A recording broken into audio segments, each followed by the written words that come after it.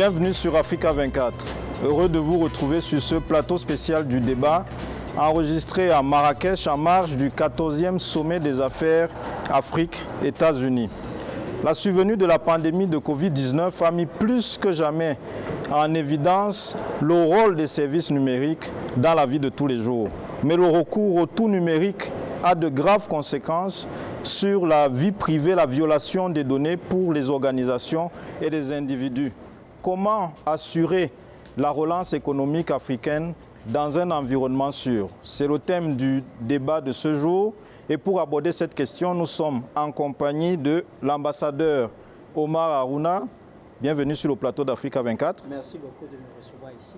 L'ambassadeur Omar Harouna est fondateur et partenaire gérant de US Africa Cyber Security Group, ancien ambassadeur extraordinaire et plénipotentiaire de la République du Bénin aux États-Unis d'Amérique. Vous êtes entre autres titulaire d'un Master of Business Administration de la George Washington University avec une spécialisation dans la cybersécurité. Également présent sur ce plateau le Dr Thierry Wandji, président directeur général de Cybastion, membre du conseil d'administration de la Chambre de commerce des États-Unis, consultant spécialisé en cybersécurité, ancien directeur technique en charge de la cybersécurité au département de la défense des États-Unis. Vous êtes également responsable de la cybersécurité à l'Université d'État de Caroline du Nord, et également directeur du centre de recherche de cybersécurité à la Morgan State University, c'est aux États-Unis d'Amérique. Bienvenue sur le plateau, monsieur. Merci Wandji. bien.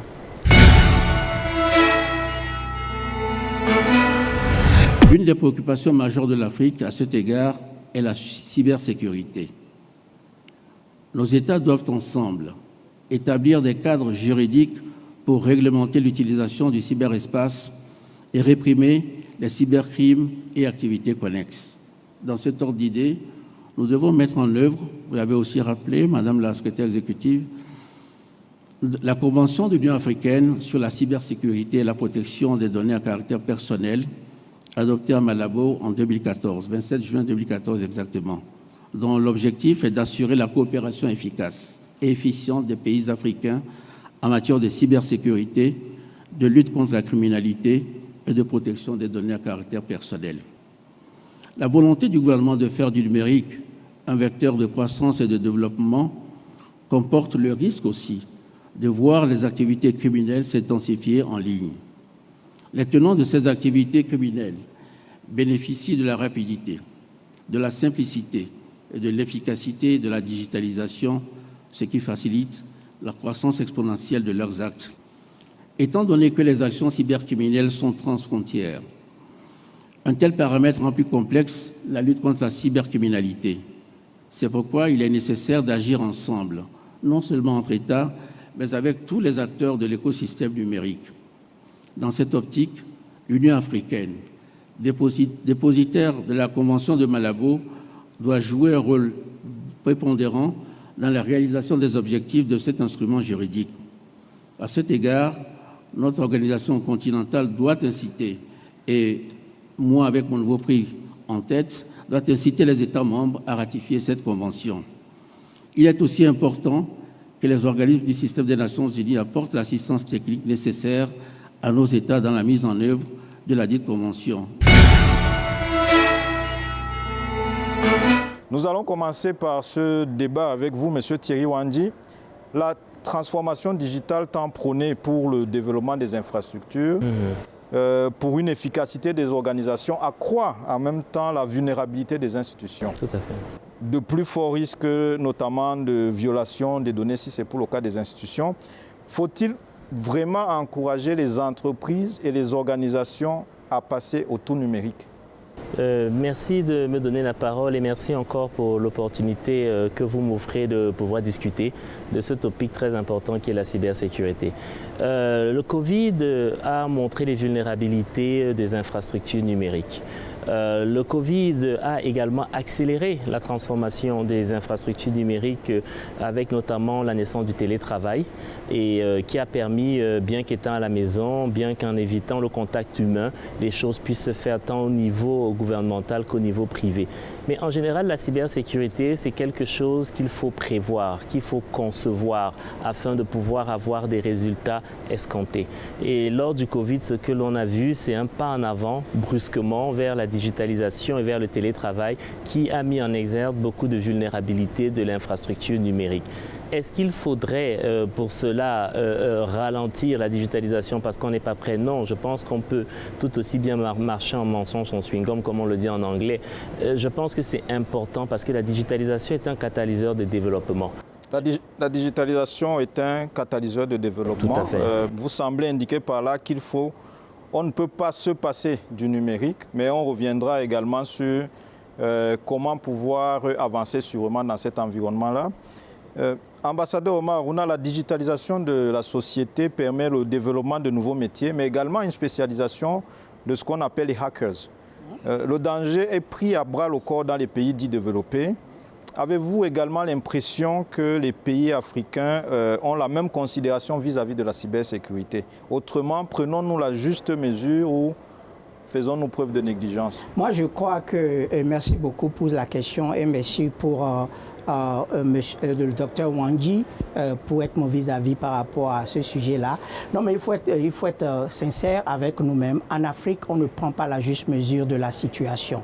Évidemment, comme le docteur Wandji le disait tout à l'heure, on ne peut plus se passer de la digitalisation.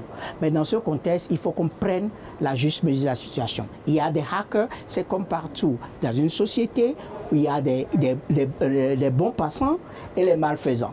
Dans ce contexte-là, moi je crois qu'en Afrique, il faut qu'on prenne très vite la situation à bras le corps. Sinon, on va se retrouver dans une situation où les hackers seront les maîtres du cyberspace. Et ça, c'est important de le dire, surtout à nos dirigeants. Et de toute façon, pour moi, la cybersécurité, ce n'est pas un élément technique. Ce n'est pas l'affaire de quelqu'un ou bien des techniques qui sont en bas au sous-sol d'une entreprise et qui jouent avec les ordinateurs et les serveurs. Moi, je crois que la cybersécurité, c'est la suivi de l'entreprise qui est en jeu. Tu vois, donc c'est une question de management et de risque et de la mitigation du management de l'entreprise. Donc, effectivement, les hackers, ils sont là. Ils resteront avec nous pendant longtemps, donc il va falloir qu'on prenne la mesure et très vite de la situation. La cybersécurité, vous mettez l'accent sur les organisations, mais ce n'est pas que les organisations, c'est aussi au niveau des individus. Tout à fait. Monsieur la pénétration d'Internet, l'utilisation croissante des smartphones sur le continent, le développement du commerce électronique et des risques de cybersécurité, de quels ordres ils peuvent être? Donc le risque est très grand. Le risque est très grand parce que vous voyez, lorsque vous avez de plus en plus d'utilisateurs dans le monde digital et lorsque vous avez de plus en plus d'outils qui sont relâchés dans le cyberespace, vous agrandissez ce qu'on appelle votre surface d'attaque. Lorsque vous agrandissez cette surface d'attaque et que vous permettez à plus de gens de pouvoir l'utiliser, le risque est grand. Parce que l'équation fondamentale du risque, c'est quoi? C'est la menace par la vulnérabilité. La menace, vous n'avez aucun contrôle sur la menace. La vulnérabilité, vous avez un contrôle sur la vulnérabilité. Malheureusement, vous n'êtes pas le manufactureur, donc ça voudrait dire que vous ne pouvez pas, vous, en tant qu'utilisateur. La première chose qui devrait être faite au niveau de l'utilisateur, le vrai problème qu'on a en Afrique, c'est que les utilisateurs ne sont pas sensibilisés. Comme l'a dit l'ambassadeur tout à l'heure, vous utilisez un outil dans lequel il n'y a ni règles, ni loi, ni foi. Donc, chacun se met à faire ce qu'il veut. Les bons, les mauvais, tout le monde est mélangé. Imaginez-vous une route où il n'y a pas de feu, il n'y a pas de stop, chacun, c'est à qui mieux. On ne peut pas s'en sortir, ça devient une situation chaotique.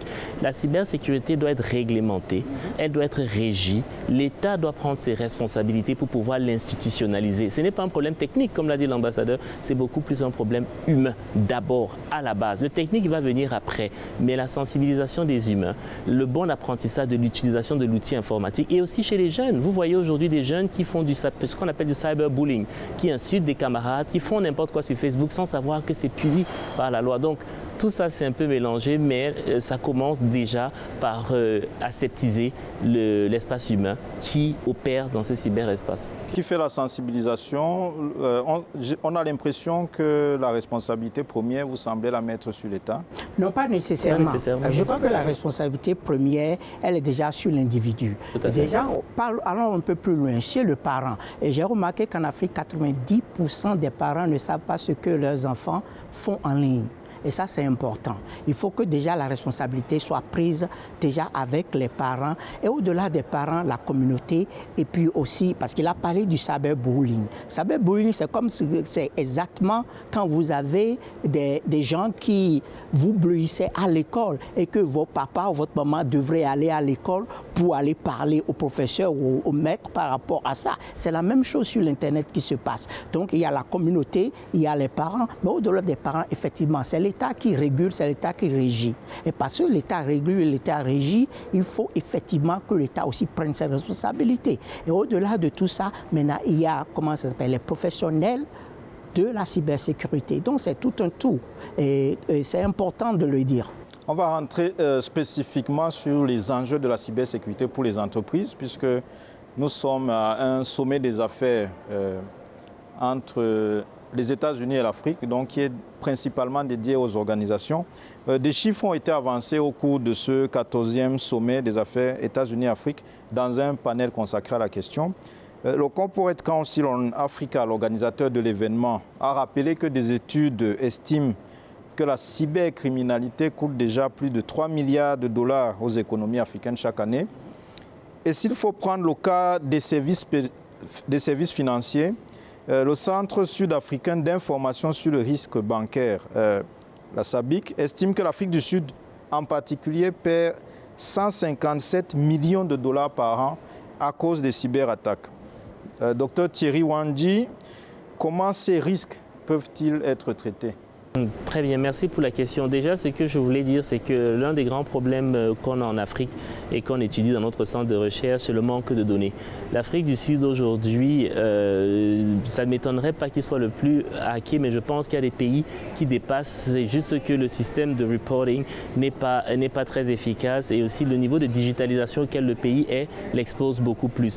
Qu'est-ce qu'il faudrait faire pour mitiguer le risque? La première chose qu'il faudrait faire pour mitiguer le risque, c'est au niveau institutionnel, privé comme public, d'avoir une bonne connaissance de ces vulnérabilités. Lorsqu'on a une bonne connaissance de ces vulnérabilités, on peut faire un plan de sécurité adéquat qui répond aux vulnérabilités qu'on a, avec bien évidemment une sensibilisation au niveau de l'être humain. Je vous parle de mon expérience sur le continent africain. Très souvent, vous avez des plans de sécurité qui ne répondent pas à une analyse de vulnérabilité. Parce que comme je vous dis, le risque, il est là, on ne peut pas l'annuler. Ce qu'on peut faire par contre, c'est élever le niveau de sécurité pour baisser le niveau de risque. Et là, l'autre problème qu'on a, c'est que beaucoup de personnes pensent qu'en étant compliant, c'est-à-dire qu'en suivant les règles et les standards, ils sont sécurisés. Non, ils ne le sont pas. C'est le minimum qui doit être fait. Et maintenant, au-dessus, il faudrait rajouter une couche de véritable analyse de vulnérabilité pour permettre de créer un plan sur mesure qui réponde à un problème en particulier. Et le dernier point que je veux ajouter, la formation. Malheureusement, on a un manque d'experts. Ce qui se passe en Afrique, c'est que vous avez des informaticiens qui jouent aux experts en cybersécurité. Ce n'est pas possible. Vous avez des électroniciens qui se disent ingénieurs en cybersécurité. C'est une spécialisation. C'est comme pour être, avant d'être chirurgien, vous devez être médecin. Vous ne pouvez pas prétendre à cela. Donc vous voyez, c'est un peu un tout, mais la vulnérabilité, on peut la réduire, on peut la diminuer pour baisser le risque. Ambassadeur Omar Harouna, il a parlé du problème du reporting des données sur le continent africain. On a mis en avant les données sur l'Afrique du Sud, mais peut-être elles sont plus importantes dans d'autres pays du continent africain. Juste comme ça, au Bénin, quelle est la situation Enfin, je ne peux pas parler du Bénin. Pourquoi? Parce que ce n'est pas très clair. Mais par contre, ce que je peux vous dire, effectivement, l'Afrique du Sud, on a l'impression qu'en Afrique du Sud, ils sont assez élevés. Mais contrairement à l'Afrique du Sud, ou bien parallèlement à l'Afrique du Sud, on parle aussi du Nigeria qui a un niveau assez élevé sur le problème des pertes dues à la cybersécurité. Et on parle du Kenya aussi. Donc, vous voyez, bon, je crois que il faut lier ces pertes au fait à la masse de revenus qui peut se faire en ligne. Par exemple, on voit que je crois que déjà il est estimé que le commerce en ligne en Afrique, je ne sais pas, les nombres, c'est 75 milliards, par exemple. Ou bien. Donc, ça veut dire quoi? Que cette masse de transactions ouvre la porte à tous les risques. Et pour protéger cela, il faut effectivement que les pays commencent par faire le tracking, comme il a dit, le reporting, pour que, et c'est un peu comme tout en Afrique. Hein. Vous savez, en Afrique, quand il y a les reporting, les gens ne prennent pas au sérieux. On ne fait pas bien les sensibilisations, on ne fait pas bien les, comment ça s'appelle. Et même pour les élections, vous voyez bien qu'on n'arrive pas à compter les gens. C'est la même chose. Et c'est pour ça qu'on n'est pas très sûr. Et pour ça, moi, j'invite nos dirigeants à prendre au sérieux cette histoire de reporting pour essayer de s'assurer que les pertes sont comptabilisées en fonction vraiment de l'effectivité de la situation. Bon, c'est ce que moi je pense, et comme le docteur Wandji dit, il y a une question d'éducation sur la cybersécurité et il y a aussi ce qu'on appelle les prétendants à la profession de cybersécurité. Mais justement, il faut réguler cela, il faut créer un curriculum dans les universités, par exemple. C'est assez important que je ne sais pas, il y a très peu d'universités en Afrique maintenant qui ont des curriculums ou bien des spécialisations de cybersécurité depuis le niveau minimum de cybersécurité qui est peut-être l'analyste, jusqu'au niveau d'ingénieur. Alors ça, c'est des métiers qu'il faut tracer et créer des curriculums par rapport à ça pour éviter ce genre de situation. Nous allons revenir à la question des opportunités qui se présentent dans la création d'entreprises ou bien dans des profils spécifiques liés à la cybersécurité. Mais quand on voit ces chiffres justement dans les pays africains, ces chiffres sur les dégâts causés par la cybercriminalité et tout, dans des pays africains qui sont pourtant des principales économies, est-ce que ce n'est pas quand même inquiétant, docteur Thierry Wandji? C'est inquiétant, mais je devrais dire que ce n'est pas alarmant. C'est inquiétant parce que, bien sûr, ça fait une perte du pouvoir, une perte de revenus, mais ce n'est pas alarmant par rapport à notre niveau de digitalisation et de pénétration d'Internet. Le plus on va pouvoir libéraliser et digitaliser, le plus critique ça sera. Je vous donne un exemple très simple. Nous allons revenir sur votre propos à la seconde partie de ce débat. Mesdames et messieurs, nous marquons une courte pause et nous vous revenons juste après.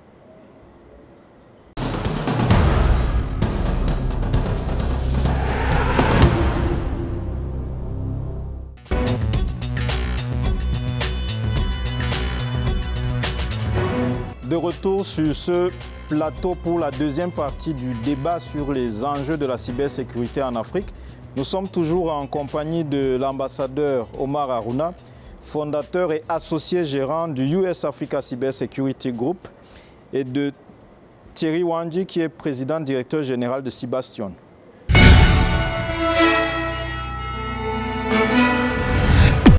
Alors le numérique, évidemment, c'est une construction. Et lorsque l'on construit, prenons l'exemple d'un édifice, quel architecte va construire un immeuble sans penser à mettre des portes, des fenêtres, des serrures? Et donc, la cybersécurité est une composante naturelle lorsque l'on construit un écosystème numérique. Et donc, c'est là où nous en sommes. Et bien sûr, d'un point de vue de l'État congolais et des autres États d'ailleurs, on se dit, il y a deux défis, c'est les ressources humaines et puis le financement, parce qu'il faut financer tout cela. Donc, ça sera des coûts. Et c'est ainsi que l'année passée, lorsque nous sommes dans cette réflexion, nous avons la chance de recevoir une délégation d'ASECO qui nous explique qu'ils ont mis en place un partenariat public-privé. Et donc, on s'est étonné de se rendre compte qu'on pouvait faire du PPP avec de la cybersécurité qui implique de la souveraineté, qui implique des aspects très régaliens. Alors je les ai écoutés, ils m'ont expliqué que voilà, ils ont mis en place, accompagné l'État togolais pour mettre en place l'agence de cybersécurité, ils ont le bras opérationnel avec CDA, et qu'il y a de la formation, du transfert de technologies, etc., etc. Et qu'en plus, cerise sur le gâteau, la société CDA, qui est une société privée, alors elle a vocation à faire du bénéfice. Alors une fois de plus, c'est très perturbant lorsqu'on parle de bénéfice avec du cybersécurité, mais je comprends que finalement, ça peut permettre à un État de mettre en place un écosystème cybersécurité en réduisant ou en mitigeant ses coûts, en ayant un accompagnement de haut niveau, tout en ayant des transferts de compétences et surtout en créant la confiance par rapport aux acteurs qui sont finalement les parties prenantes. Et principalement ici, on parle du secteur télécom, du secteur bancaire, qui n'ont pas attendu l'État pour eux-mêmes mettre en place leurs propres dispositifs. Et si l'État doit maintenant aller frapper à leur porte, il est important de venir avec des véritables solutions et pas venir avec des pesanteurs comme malheureusement ça se voit souvent. Et je me suis dit, tiens, c'est vraiment étonnant. Et ils me disent que voilà, ils ont fait ça au Togo. Et c'est ainsi que le chef de l'État me dit, va voir un peu ce qui se passe là-bas au Togo. J'arrive ici au Togo avec beaucoup de questions. Je me dis, non, cette affaire-là, c'est quand même bizarre. Et je rencontre Madame la ministre, et que je remercie pour l'accueil d'ailleurs qui m'avait été réservé à l'époque. Et finalement, elle a réponse à toutes mes questions, toutes mes préoccupations. Je pensais pouvoir leur dire, mais écoutez, comment vous faites avec les aspects, par exemple, de souveraineté? Ah, les données, ils ne touchent pas aux données de l'État. Et à chaque fois, c'était des réponses cohérentes et logiques. Et c'est ainsi que finalement, on s'est dit que c'était effectivement une option. Et puis finalement, à regarder de plus près, je pense que finalement, lorsque le chef d'État m'a demandé de l'accompagner sur cette dimension de la numérisation, il avait insisté sur le fait qu'il fallait vraiment prioriser le regard sud-sud. Ça veut dire regarder ce que font nos pays frères et amis. Et donc finalement, lorsque l'on regarde les problématiques au niveau de la numérisation et surtout de la cybersécurité, moi je vois 4 cercles. Le premier cercle, c'est le cercle national. La cybersécurité de l'espace national, avec des sous-ensembles, le privé, le public, les institutions, les particuliers, etc. Vous avez ensuite l'échelle africaine, et là c'est institutionnel, l'Union africaine, la dynamique de Malabo, etc. Et puis l'échelle mondiale. Mais il y a un 4e ensemble qui me paraît très intéressant, c'est l'ensemble sous-régional sélectif. Ça veut dire en fait, vous avez des pays qui veulent avancer. Il y a un certain nombre de pays ici qui manifestement sont intéressés d'avancer ensemble. Et cette collaboration multilatérale sélective au niveau africain, je pense que c'est de là que viendra les véritables dynamiques concrètes qui vont nous permettre de mettre en place des écosystèmes nationaux qui vont pouvoir renforcer leur résilience à travers les échanges avec des pays frères et amis. Et finalement, on n'a rien inventé parce que lorsqu'on regarde les États-Unis, le FBI, la NSA, ce sont des grands noms. Ils font appel à des privés. Les Français aussi. Israël, un pays référence, a bâti tout son écosystème cybersécuritaire dans le cadre de partenariats avec des privés. Et ils sont une référence mondiale aujourd'hui. Thierry Wandji, quand on voit les différents chiffres liés aux effets de la cybercriminalité dans les pays africains, surtout les pays les plus développés du continent, nous avons pris le cas de l'Afrique du Sud. Est-ce que ce n'est pas très inquiétant? Et également aux États-Unis, où vous êtes, qui est l'un des pays les plus développés au monde, quand on voit les effets de la cybersécurité, est-ce que ce ne sont pas des données qui doivent le plus inquiéter? Non, comme je le disais tantôt, c'est inquiétant, c'est sûr, mais ce n'est pas alarmant. Parce que c'est inquiétant lorsqu'on a un problème et on n'a pas de thérapie. Et là, on a une thérapie, on sait ce qu'il faut faire. Le vrai problème, c'est la mauvaise application ou le manque d'application du traitement qui est en cours. Je vais prendre le cas des États-Unis que je connais très bien et je vais parler un peu de l'Afrique du Sud. Au niveau des États-Unis, qui est l'un des pays les plus digitalisés, on a dans chaque État une agence de régulation, une agence de cybersécurité qui coordonne avec le fédéral. Donc vous avez une interconnexion au niveau du partage d'informations et un reporting obligé de toutes les compagnies qui se font hacker. Pourquoi? Lorsque vous connaissez un mal et que vous le quantifiez, vous pouvez allouer les budgets et le traitement qu'il faut pour cela. Donc c'est un jeu un peu de chat et de souris. Allons en Afrique. En Afrique, le problème, c'est que déjà, il n'y a pas de collaboration en tant que telle entre pays. Donc, il n'y a pas une régionalisation ou un certain partage d'informations dans les différents problèmes. Et les pays ont différents niveaux de maturité en termes de cybersécurité. Donc, dans le cas de l'Afrique du Sud, principalement, ils ont une infrastructure en cybersécurité assez avancée. Et ils appliquent et ils essaient d'arriver avec des lois dont ils le font de manière réactive, pas proactive. Le conseil ici que je voudrais prodiger en tant qu'expert dans le domaine, c'est pour des pays qui n'ont pas atteint ce niveau de maturité de commencer à se préparer, de commencer à avoir un plan. Lorsqu'on fait un master plan de digitalisation, qu'on l'accompagne d'un plan de cybersécurité, qu'on l'accompagne d'une stratégie de cybersécurité, que nos administrateurs et nos dirigeants l'incorporent dans les modèles de développement du pays. Donc pour revenir à votre question, ce n'est pas alarmant parce qu'il y a des solutions, mais il faudrait les mettre en place tout de suite parce que ça n'arrive pas du jour au lendemain. Ça prend du temps pour être mis en place. Vous avez parlé tantôt de stratégie de cybersécurité. On va venir à la stratégie de cybersécurité dans les organisations, dans les entreprises. D'après une étude de la société d'audit et de conseil Deloitte qui a été menée en Afrique francophone, contrairement aux tendances mondiales, les budgets alloués à la cybersécurité ne sont pas équitablement répartis en Afrique. En Afrique francophone, ça s'entend, entre les différents domaines. Cette étude révèle notamment que 35% des investissements cybersécurité dans les organisations sont dédiés à la sécurité des infrastructures IT et seulement 5% à la sécurité des données. À la sécurité des données, la détection des incidents, le suivi des menaces, le contrôle et la gestion des identités et des accès. Moins de la moitié des entreprises interrogées dans l'étude disposent d'une stratégie de cybersécurité. C'est ce que cette étude de Deloitte révèle. Comment avoir une stratégie de cybersécurité efficace? En fait, vous l'avez déjà dit, il faut déjà les moyens financiers.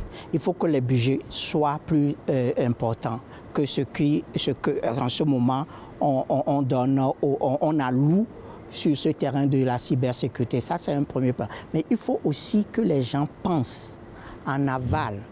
En aval par rapport à une stratégie, comme le docteur Wandji le disait. Il faut une stratégie parce que vous avez une stratégie, vous pouvez quantifier les coûts de cette stratégie. Et en fonction de ça, vous pouvez maintenant demander l'aide financière qui va avec cette stratégie-là.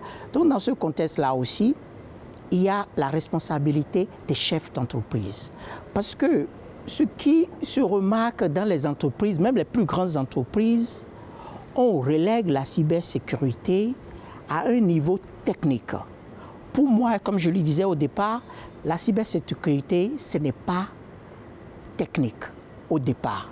C'est la suivi de l'entreprise qui se joue. Je suppose que si vous êtes en train de faire des transactions de milliards de dollars et qu'un jour vous revenez que cette transaction, vous ne pouvez plus la retrouver, c'est l'entreprise qui tombe. Donc les chefs d'entreprise doivent comprendre que le premier budget devrait se faire pour sécuriser leur propre entreprise.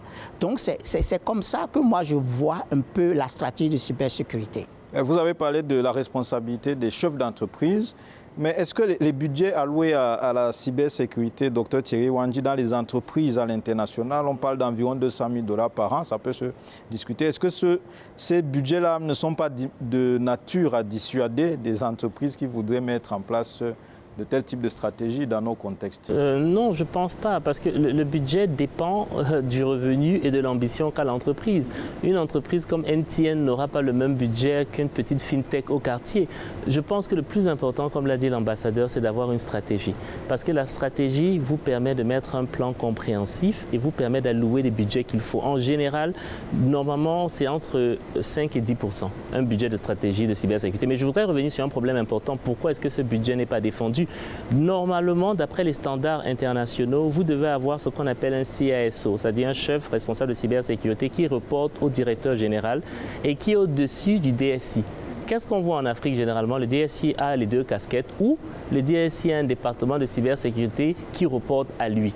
Et lorsqu'il arrive avec un budget pour le défendre, il va inévitablement mettre l'infrastructure sur pied pour permettre la diffusion des informations et pour rendre l'entreprise rentable sans penser forcément à la cybersécurité parce que pour lui, ça vient taper dans le budget qu'il comprend mieux. Ça vous renvoie à quoi? À la formation. Si vous avez un responsable de cybersécurité qui n'est pas un technicien obligatoirement, mais qui est quelqu'un qui comprend le risque, parce que prenez une entreprise de commerce digital.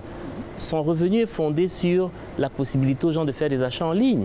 S'il n'arrive pas à faire des achats en ligne chaque jour, il perd de l'argent. S'il n'a pas quelqu'un qui peut l'expliquer aux dirigeants, qui n'est pas forcément technique que boss, on court un risque ici à ce niveau, alors il n'allouera pas de budget. Parce que les budgets se défendent. Et si vous n'avez pas un véritable défenseur à la table du chef, ça ne pourra pas se faire. Donc il faut il faut arrêter d'encastrer les responsables de cybersécurité, leur donner un niveau un peu plus élevé pour qu'ils puissent défendre, faire leur travail de reporting au niveau du directeur qui, je suis sûr, s'il a conscience du risque qu'il court, il donnera un meilleur budget. Donc voilà, à mon avis, le péché original. Docteur Thierry Wandji parle de la qualité des profils dans les entreprises. On peut également étendre au-delà des profils sur les opportunités en matière de services pour les entreprises qui veulent s'investir dans le domaine de la cybersécurité. De manière générale, quelles sont les opportunités pour les entrepreneurs souhaitant s'investir dans la cybersécurité? Les opportunités sont multiples. Et comme il a dit, au top, même j'irai même un peu plus loin parce que la personne qui est en charge de la cybersécurité d'une grande entreprise, des fois, ça se fait il rend compte au conseil d'administration de cette entreprise. Donc déjà à ce niveau-là, il y a des experts qui ne sont pas techniques, mais il y a des experts, ils ont plusieurs noms, des fois on dit les CSAO et tout ça là. Mais après ça, il y a les analystes qui sont à un niveau moindre et tout ça là. Mais au-delà même des analystes et tout ça là, il y a les gens de la sécurité pure, tout ça. Et entre ces différentes étapes, il y a les ingénieurs qui sont des ingénieurs spécialisés dans la cybersécurité. Est-ce que vous voyez? Et maintenant, il y a aussi les ingénieurs qui sont spécialisés dans la cybersécurité, mais sur le domaine du software. Je sais que le docteur Wandji, il connaît très bien mieux que moi, toutes ces différentes étapes et tous ces différents métiers qui se retrouvent dans la cybersécurité. Mais je vais vous donner un exemple rapide sur ce qu'on est en train de parler de l'importance de la cybersécurité pour une entreprise. Vous voyez, par exemple, dans une entreprise où on brasse des milliards de dollars de chiffre d'affaires et puis l'ordinateur sur lequel on fait les transactions financières, c'est peut-être un petit ordinateur où en plus le système d'opération a été piraté.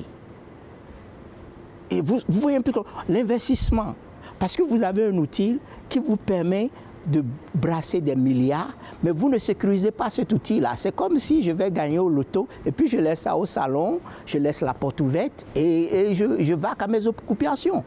Vous êtes tous les deux des consultants en matière de cybersécurité. Est-ce qu'on peut dire que le secteur paye pour des spécialistes comme vous? C'est pour sourire. Je dirais il y a énormément à faire. Le secteur payerait mieux s'il y avait un meilleur travail de sensibilisation. Parce qu'en Afrique, on a tendance à dire que ce qu'on ne voit pas ne nous dérange pas. Et la cybersécurité, c'est comme du vent. Vous ne le voyez pas, mais vous sentez les effets. Et je dirais que c'est un secteur, par contre, très prometteur. C'est un secteur très grandissant. Je vous donne des chiffres. Aux États-Unis, on a 700 000 positions ouvertes en cybersécurité. 700 000 à l'heure d'aujourd'hui qu'on n'arrive pas à pourvoir. Parce qu'on ne crée pas dans toutes les universités. Vous en avez plus de 200 spécialisés en centre d'excellence aux États-Unis. On ne crée pas suffisamment pour la demande du pays. Si vous faites une analogie ou si vous faites une corrélation avec ce qui va arriver en Afrique, lorsqu'on aura un niveau de maturité avancé comme on l'a au niveau des États-Unis en ce moment, on aura la même pénurie. Donc ce que je dirais, j'inviterais, parce qu'aujourd'hui, d'après mon travail de consulting, la demande est grande, tant au niveau étatique qu'au niveau privé. Mais je pense qu'on devrait, quand je dis nous, c'est les experts dans le domaine avec le gouvernement, faire plus de sensibilisation au niveau de nos dirigeants. Parce que c'est eux qui doivent comprendre pour véritablement pouvoir saisir la mesure et embaucher. C'est définitivement un métier d'avenir, comme l'informatique l'était à l'aube du 21e siècle avec le Y2K, où on avait peur du bug, ainsi de suite. Aujourd'hui, le niveau informatique est passé. On est maintenant à l'ère, je pense, de la cybersécurité. Ambassadeur Omar Aruna, est-ce à dire, si on suit le docteur Thierry Wandji, qu'en Afrique, les dirigeants ne sont pas très réceptifs? Écoutez, pour reprendre un peu le docteur Wandji, lui, moi je suis supposé être diplomate, mais il a été diplomatique quand vous lui avez posé la question. Et vous lui avez demandé si le métier paie en Afrique. Moi je dirais que le métier ne paie pas en Afrique. Il faut être... Pourquoi? Parce que les gens n'ont pas pris conscience de la situation et de la valeur de ce qu'est le métier. Mais par contre, dans d'autres pays du monde, effectivement, ça paie à sa juste valeur. Bon, au-delà de ça, votre question est que... Est-ce que les dirigeants sont peu réceptifs, africains? Vous savez, comme il disait tout à l'heure, c'est-à-dire que ce que vous ne savez pas, vous ne savez pas si ça vous fait du mal ou pas. Donc les gens je ne dirais pas qu'ils sont peu réceptifs, mais ils ne sont pas informés ou bien ils n'embrassent pas la situation à sa juste valeur. Un débat très intéressant sur le thème de la cybersécurité et des défis sur le continent africain. Nous allons terminer avec un dernier tour de parole sur la question de la responsabilité que vous aviez commencé l'un et l'autre à évoquer. À qui revient la responsabilité de la lutte contre la cybercriminalité, les actions pour la cybersécurité? Docteur Thierry Wandji, est-ce les États, les entreprises, les individus, les géants mondiaux d'Internet? Je dirais à tout le monde, l'État ne peut pas faire ce travail tout seul. L'État doit bien sûr donner le cadre, mettre le cadre, mais je pense qu'il revient à tout le monde de saisir à bras le corps ce problème et aussi au secteur privé. Et vous savez, le secteur privé doit aussi jouer son rôle de pouvoir, à son niveau aussi microscopique qu'il est, proliférer, penser, discuter et permettre de sensibiliser. Les écoles également doivent pouvoir, puisqu'ils sont en contact avec les étudiants. Donc je dirais, ce n'est pas le travail de l'État, ça ne serait pas juste de dire que c'est juste l'État qui doit tout faire, c'est le travail de tout le monde. Vous êtes sur la même ligne que... Oui, nous sommes sur la même ligne, mais il faut que l'État crée le cadre de régulation. Parce qu'après tout, les États sont là pour créer le cadre. Et si l'État ne crée pas le cadre, ça ne peut pas vraiment avancer. Et au-delà du cadre créé par l'État, effectivement, les entreprises sont, je crois, de mon point de vue, responsables aussi. Et après les entreprises, nous avons effectivement les utilisateurs qui doivent aussi prendre en compte cette situation. Donc, c'est un peu de tout le monde. Mais il faut que le cadre soit créé. Et généralement, pour mon mot de fin, le problème, c'est que même quand les cadres sont créés, l'esprit est détourné pour profiter, par exemple, aux politiques qui utilisent les lois de cybersécurité à d'autres fins politiques. Pour améliorer la cybersécurité sur le continent africain, on l'a très bien compris, il faut améliorer le cadre législatif. Et il y a des spécialistes qui peuvent aider à améliorer ce cadre législatif. Il y a spécifiquement des spécialistes africains, nous ne donnerons pas les noms, nous les avions avec nous sur ce plateau du débat sur Africa 24. C'est la fin de cette émission. Nous étions en compagnie de l'ambassadeur Omar Harouna, fondateur et partenaire gérant de US Africa Cyber Security Group, et du docteur Thierry Wandji, président directeur général de Cybation. Merci à tous les deux. Merci également. Merci. Merci aussi à vous de nous avoir suivis. Bonne suite des programmes sur Africa 24, votre chaîne panafricaine d'information sur le continent africain.